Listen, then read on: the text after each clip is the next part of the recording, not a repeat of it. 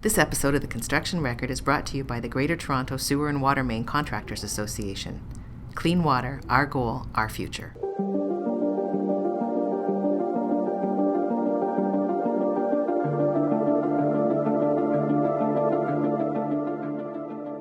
Hello everyone, welcome to another episode of the Construction Record podcast. I'm digital media editor Warren Frey, and with me today I have... Bill Gowdy with Lafarge, Canada. And Bill's doing something, at least I hadn't heard of. It may not be unique, but it was certainly sounded unique to me. It's using bees and concrete in an interesting way. So maybe you could elaborate on that, Bill. Okay, we've set up a beehives in a couple of different locations, and we do it around aggregate pits or reclaimed aggregate pits. We do this for a couple of reasons. One is it helps with the pollination and reestablishment of vegetation, crops, spreading of seeds, and so on. So it actually helps with our reclamation efforts. Okay, and is this something that Lafarge has pioneered, or was there sort of a movement to do this before? Like, how did this come about, I guess? Certainly not pioneered by any stretch of the imagination. So bees are used in a number of areas, of course, for pollination for crops. Like 1 out of every 3 bites of food we eat is actually as a result of pollination. So they're really, really important. There's a declining population of bees globally out there, and they're very, very critical in terms of food security, crop growth.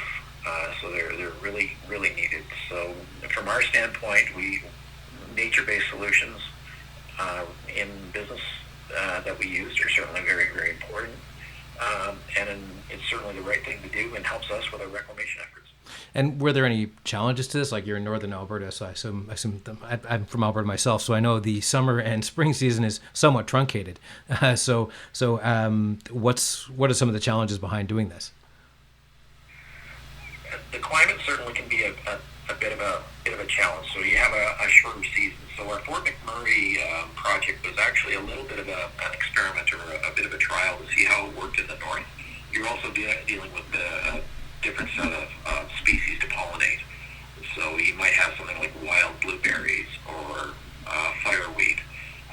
Again, the Fort McMurray project was also in an area where fires went actually right through our pit in 2016 there. So again, trying to get all of these blossoms pollinated and getting the crops back and established was really, really important. The other thing is what's the survivability of the bees in this sort of climate. You can insulate your beehives in the wintertime, but they also have to build up an adequate food source for themselves so that they don't starve during the winter as well. And how is that going to go? Are they going to make it through? Like half your beehives, even on a traditional sense, don't necessarily make it. There's a high mortality rate. And so I guess the climactic question there is, did they make it? How did it all work out? They actually did relatively well. Now, Fort McMurray, we had another little issue that wasn't quite planned. We actually had some bear problems as well. So we had a wildlife camera on the hives. We did have a fence around it, but it wasn't going to end well, we didn't think. So before it got to a real problem, we actually pulled the beehives out of the Fort McMurray pit and moved south closer to Edmonton. This year we reestablished 6 hives northwest of Edmonton around gravel pits as well, but these are more agricultural areas. Again, very short season for them, but they've got very, very different crops, and it's more agricultural, so things like canola, alfalfa, and so on. So there's different pollen sources for them there as well. I guess that's another question, which is it's not just bees up there. There's any number of different species. So in your role for tending to the sustainability and environmental side of things, how do you sort of balance out with the needs of Lafarge for one thing, and then the needs of all the environmental, the flora and the fauna for another? Well, that's critical for us. Again, there's such a responsibility for the bees, food source, food security, pollination, and what we are doing is an interim land use. Mm-hmm. So you've got lands that begin maybe as agricultural lands. You extract the gravel from them. You reclaim those lands, so it's back to a use again for agricultural purposes. The surface of the land may be recontoured slightly. You may have some wetlands or some water bodies associated with it. But when you're done your reclamation, you wouldn't necessarily know that you even had a gravel pit there. So it's returning that ecosystem, if you would. What would be some of the bigger projects you've had to work on to take a project and reclaim it? There's been some massive projects. Like we're fairly big operators, so there can be very, very large tracts of land. Mm-hmm. Most of the things in Alberta here, we have quarter sections, so that's 160 acres of land. One of the ones in BC, if you want to just Google it, look up Lafarge Lake, which is in downtown Coquitlam, which mm-hmm. is now a park. It's now reestablished to fish habitat. So there's any number of these things. A lot of them go back to parks. They go back to agricultural lands. They might be converted to wetlands. But some of these projects can be hundreds of acres sometimes. Okay, and what are some of the legacy projects you've had to deal with? Because where people didn't kind of go into these things building it with an eye to reclamation, where has that ever come up as a subject you had to deal with? It gets brought up on occasion. There are regulatory requirements, certainly in Alberta since 1978, duty to reclaim. Prior to 1978, there weren't. Mm-hmm. Having said that, some of these sites we go back in and do reclaim those as well. You can return those to other land uses. So even though you don't necessarily have a regulatory requirement to do it, you like to do it anyway, mm-hmm. whenever possible.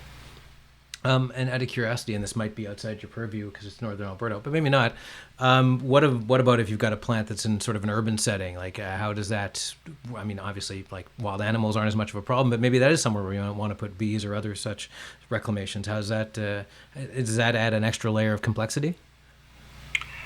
Again, it will depend on your regulatory environment. So even in the city of Edmonton, you can have beehives. You just have to go through the permitting process with planning and development so right. that you get the appropriate approvals in place. So even if it is in a city, and even if you look at the city of Edmonton, the whole river corridor was at one point in time all gravel pits. Right. Horlick Park, which is where they host the triathlon every year, is spectacular. The reclamation that was done in there, that used to be a gravel pit as well. Mm-hmm. And in terms of, future projects, stuff you can tell me about, what are some sustainability drives that Lafarge is doing that you can sort of elucidate upon? We've got a number of different projects. We've got a bat project on the go as well. Currently, we're banding saw-whet owls. We've done that for the last 12 years to track those. Mm-hmm. So if they show up somewhere else, the bandings are all in a database. So if anybody actually re-encounters those, you can tell where they've been, how old they are. The last 5 years, we started an American kestrel project, and we've connected with the Raptor Research Foundation down in the States. There's kestrels are a concern right now in terms of the species and declining populations. With the Alberta Conservation Association last year, they supplied us with GPS trackers, actually, for the kestrels. So we've got 24 nest boxes. We typically ban between 30 and 40 young kestrels every year, and we also catch the adults. So we've actually strapped little backpacks on the kestrels that will track their migration route down to Central America and back. The kicker is the transmitter has to be less than 3% of the body weight of the bird. So it's fairly small, and kestrel's not very big. So it's not actually a transmitter, it's a receiver only. So we have to recapture that bird to actually download the information to see where it's been. Okay. So we've got one that we've seen on the camera that's back. So even though it's gone all the way to Central America, it's come back to our area and it's in our nest box. So it's got the band on it. You can see the tracker on it. We have to catch the bird. That's the one little kicker which we haven't been able to do yet. Okay, and this is a question I ask with practically everybody nowadays. How did COVID, if it did at all, affect the way you were doing things? Like I know with a lot of cement plants would go high tech because they were paper based beforehand. This you're kind of coming in after the fact, so maybe it doesn't affect you. But I'd be interested if COVID affected how you had to approach things. It certainly did in the office environment. We used to do public open houses.